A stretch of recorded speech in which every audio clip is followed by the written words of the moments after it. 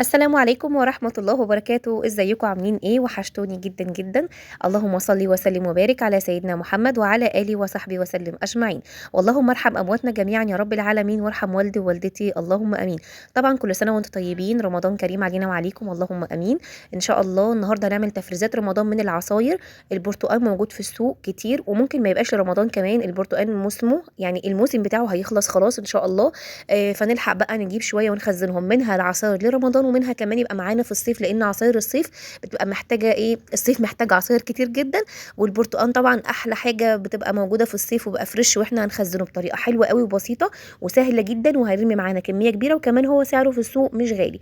دول انا جبت 3 كيلو من البرتقال، وعليهم بالظبط كيلو الا ربع من الجزر. زي ما انتم شايفين، الاول اللي لسه ما اشتركش في القناه يا ريت يشترك في القناه ويفعل زر الجرس على الكل ويحط لايك وكومنت حلو منه عشان يوصله كل جديد مننا ان شاء الله. زي ما انا قلت لكم كده، انا جبت 3 كيلو برتقال، كل فتره بجيب شويه بس يعني ايه 3 ب3 عشان ما يبقاش كتير علينا. 3 كيلو برتقال حطيت عليهم كيلو الا ربع من الجزر. اي كميه عايز تعمليها من البرتقال حطي ربعها من الجزر. شوفي بقى الكميه اللي انت حباها واحسبي بقى وحطي الربع بتاعها. يبقى 3 كيلو برتقال انا بعملهم حاطه عليهم كيلو الا ربع من الجزر. اولا انا هاخد الفايده بتاعته وكل حاجه، بس مش عاوزاه يبقى الجزر يعني طعمه طاغي على البرتقال، فانا بحطه عشان اللون والفايده، وفي نفس الوقت ما يبقاش طعمه باين قوي في عصير البرتقال. جبت الجزر بقى والبرتقال وغسلتهم كويس جدا، وجينا على الجزر قشرناه، لازم نقشره، ما ينفعش نقطعه من غير ما نقشره، ونقطعه حلقات زي ما انتم شايفين بالظبط قدامكم. هنحطه في حله وننزل عليه بكيس الا ربع من السكر او نص كيس حسب التسكير، بس انا عايزه اقول لك ان التسكير بتاعه هيبقى حلو جدا، لان انت لما تيجي تطلعيه من الفريزر وتحطيه تعمليه عصير، يعني تفكيه بقى وتزوديه الميه بتاعته وتحطيه عصير، هيبقى مش هيحتاج منك سكر كتير خالص. لان احنا بنعمله مركز جدا. حطينا بقى الجزر على النار كده، وكل شويه هنقعد نقلب فيه، وحطيت معاه كوبايه واحده من الميه بس، ما حطيناش اكتر من كده، ومش عايزين ميه اكتر من كده، لان البرتقال ان شاء الله احنا عايزينه بيور ويكون تقيل ومركز معانا، مش هنحط ميه كتير خالص. هنشوف دلوقتي هنعمله ازاي. جبنا بقى البرتقال وقشريه زي ما انت حابه، اي تقشيره انت حباها ممكن تقشريه كده. اهم حاجه في التقشير ان انت تشيلي الجزء الابيض اللي موجود، لانه ساعات بيسيب مراره في عصير البرتقال. قشريه بقى، ده نوع تاني من التقشير، يعني قسميه 4 كده وشيليه بايديكي بقى بالسكينه، بس انا بفضل ان انا اقشره عادي بدوريه كده ويطلع معايا على طول. عفوا. بصوا بقى، كمان ممكن انت تعصريه، وطبعا تستغني عن الحاجات اللي انا بعملها دي كلها بالعصاره اليدويه بتاعه البرتقال، هيبقى حلوه جدا جدا. لا هتقعدي بقى تقشري ولا تقطعي ولا تطلعي البذر ولا الكلام ده، هي العصاره اليدويه بصراحه بتطلع كل الحاجات دي وتطلع لك العصير بتاعه، وتشيل لك البذر والقشر والحاجات دي كلها في جنب. بس طبعا هي متعبه شويه على ايدينا، فانا عشان ايديا تعباني شويه فانا بفضل ان انا اعمله كده، ونفس النتيجه هتطلع. ممكن بياخد يعني ايه يعني مجهود شويه، مش مجهود، وقت سيكا صغنن بس عادي، يعني هو كل واحد كده كده انت واقفه وكده كده انت بتشتغلي. انا هنا بعد ما قشرته كله، طبعا ما غسلناهوش بعد، احنا غاسلينه اساسا ونضيف جدا لما قشرناه. هنقطعه بقى شرايح زي ما انت شايفه قدام حضرتك كده، وهنطلع منه البذر بتاعه. هنخلص بقى كل الكميه بتاعتنا ونطلع منها البذر. عايزه اقول لك ان البذر لما بيتعصر يعني ما تخافوش منه، مش هيعمل مشاكل ولا حاجه، ولكن كتره ممكن يمرر العصير. فطبعا احنا بنتفادى اي حاجه ان هي تبوظ لنا العصير بتاعنا، فاحنا هنقطعه زي ما انت شايفه حضرتك كده وهنشيل منه البذر. بيبقى الموضوع سهل جدا، بيبقى قدامك اصلا، ما بيبقاش مستخبي جوه البرتقانه، رغم ان البرتقان البلدي ده ما بيبقاش فيه بذر كتير، الا اني لقيت فيه بذر عادي برضو يعني. ولقيت فيه كذا واحده من غير بذر خالص.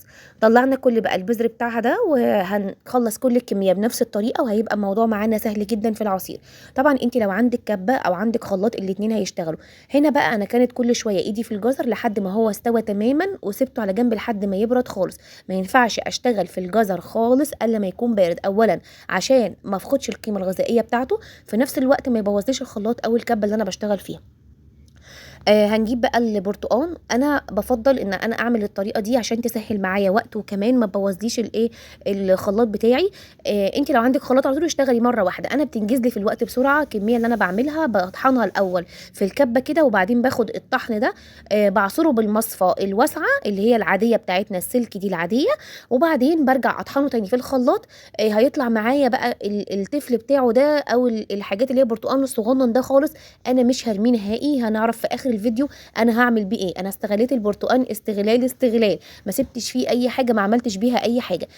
ده كان الطفل اللي هو طلع من البرتقان والجزر مع بعض، رجعت حطيته تاني في الخلاط. حابه يعني تبعدي عن الطريقه بتاعه الكبه دي براحتك، انت حره. لو انت شايفه ان الخلاط بتاعك هينجز معاكي في الوقت بسرعه جدا ويطلعهولك يعني ايه معصور جامد قوي قوي. هنا بقى انا بزود برتقان من اللي انا عصرته، انا ما زودتش ميه نهائي. نفس البرتقان اللي انا عصرته في الاول اللي هو كان بمصفى السلك الواسعه، اخدت منه وزودته في العصير بتاع الخلاط.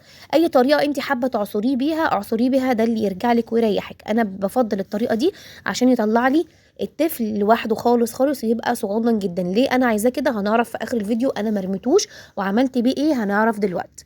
هنا بقى انا جيت صفيته بالمصفى المنخل بتاعه الدقيق، ودي اكتر حاجه انا بحبها وبنصح بيها سواء في اي تسبيكه. بتسبيكه الطماطم بالذات يا جماعه، بيطلع لكم الطماطم بعد ما بنسلقها وبنطحنها جامد جدا، بتطلع طفل اللي فيها صغنن، وبتنزل لك التسبيكه بتاعه الطماطم بيور على الاخر وتقيله جدا ما شاء الله، حلوه جدا جدا جدا، وما بتنزليش اي حاجه نهائي جوه الطماطم. هنا انا كنت خلصت بقى العصير كله ما شاء الله، شايفين تقله عامل ازاي، وكمان ريحته مش قادره اقول لكم بسم الله ما شاء الله. ده بقى انا قلت لكم مش هنرميه، وحطيته على جنب عشان نعرف هنعمل بيه ايه دلوقتي. هنيجي بقى نعبيه جوه الشفشق بتاعك او الدورق اللي انت هتستخدميه، لان انا لازم اعبيه عشان نقدر نحطه في الاكياس اللي هنعينها في الفريزر. شايفين اللون عامل ازاي؟ اللون ده اللون اللي هو البرتقال على الجزر. انتوا لو حابين ان اللون يبقى اغمق شويه زي اللي بيجي من بره بالظبط، هقول لكم بيعملوا فيه ايه بره عشان يبقى اللون بتاعه البرتقاني الجامد قوي ده. عبيناه هنا كله اهو تمام، وعمل معانا دورق كبير، وده قلنا عصير مركز جدا جدا. يعني احنا علشان خاطر الشفشق ده لو فكيناه كله عشان نعمل عصير عادي بقى يتشرب، هيتحط قدامه مثلا شفشقين كمان من الميه عشان يطلع لنا العصير اللي احنا عايزينه. هنا بقى ده لون الصناعي اللي انا بستخدمه في التورت، اللي هو الالوان الغذائيه، هي صناعيه بس غذائيه مصرح بيها ان هي تبقى في الاكل يعني. انا حطيت 3 4 نقط كده فيها، وهتشوفوا الشكل دلوقتي. الفرق ما بين ده وما بين ده انا سبت لكم في الاخر كيس مش محطوط عليه اللون خالص عشان تشوفوا اللونين عاملين ازاي الفرق ما بينهم. ده بيجي لنا من بره بنفس الطريقه كده، احنا لا حاسين فيه بطعم الجزر الجامد عشان بقول لكم مش عايزين نزود الجزر عشان اللون، لا هنشوف دلوقتي احنا زودنا اللون ازاي. واللون ده ب10 جنيه تقريبا، مش غالي يعني. الكيس الاخير اللي قدامكم ده اللي مش محطوط عليه لون. شايفين فرق اللون ما بين الاربع اكياس والكيس الاخير ده؟ لو حابين تزودوا اللون بتبقى اللون اورنج شويه، لو حابين تزودوه هنحط 3 نقط من اللون البرتقاني ده ونقلبه كويس جدا. هنا بقى انا حطيت تقريبا اقل من نص الكوبايه عصير من البيور اللي احنا عاملينه ده، وزودت الكوبايه ميه او تلج حسب ما انتوا تحبوا، بس انا طبعا في الشتاء دلوقتي فما ينفعش ازودها تلج خالص لاني لسه هشربها. وحطيت نص معلقه من السكر بس، لان هو اصلا مركز جدا ومليان ما شاء الله، السكر بتاعه حلو قوي، مش هيتصورك معانا سكر جديد كتير قصدي يعني. عصيرنا بقى جاهز. الفيديو بتاعنا ان شاء الله يكون عجبكم ويبقى سهل جدا. حاولي كل كام يوم تجيبي لك حبه اعمليهم، ما تكتريش على نفسك وتعملي كميه كبيره. الطريقه سهله قوي وبسيطه قوي، هتفرط معاكي كتير جدا في العصير برمضان. احنا في رمضان بنحب العصير كتير جدا جدا عشان ما تبقاش الحاجه غاليه علينا، ودي حاجه اقتصاديه وموجوده في السوق ومش هتكلفنا كتير. تعالوا بينا بقى نشوف انا عملت ايه بالقشر بتاع البرتقال، وهسيب لكم الطريقه اللي جايه دي في فيديو منفصل لوحده. عملت كيكه وهنعرف ازاي فيديو ان شاء الله منفصل لوحده. بس اتمنى الفيديو يكون عجبكم، واشوفكم في فيديو جديد ان شاء الله، وكل سنه وانتم طيبين. مع السلامه.